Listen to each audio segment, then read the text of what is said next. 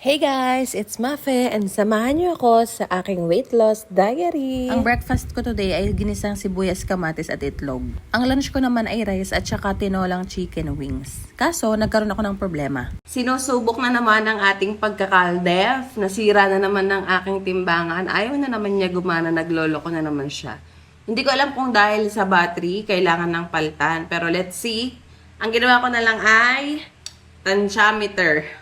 Since matagal na nga ako nagka-calorie deficit, ay kaya ko nang tansyahin yung mga kinakain ko kahit hindi na ako magtimbangan. Pero syempre, mas maganda pa rin na nagtitimbang tayo para hindi tayo lumampas sa calorie budget natin everyday. Since kaunti na nga lang yung chicken wings na natira, nagdagdag na lang ako ng sardinas, kamatis for my dinner. At buti na nga lang din, gumana na rin yung timbangan ko nung kinagabihan. And ito lahat ng mga kinain ko for today. Thanks for watching. See you on my next vlog. Bye!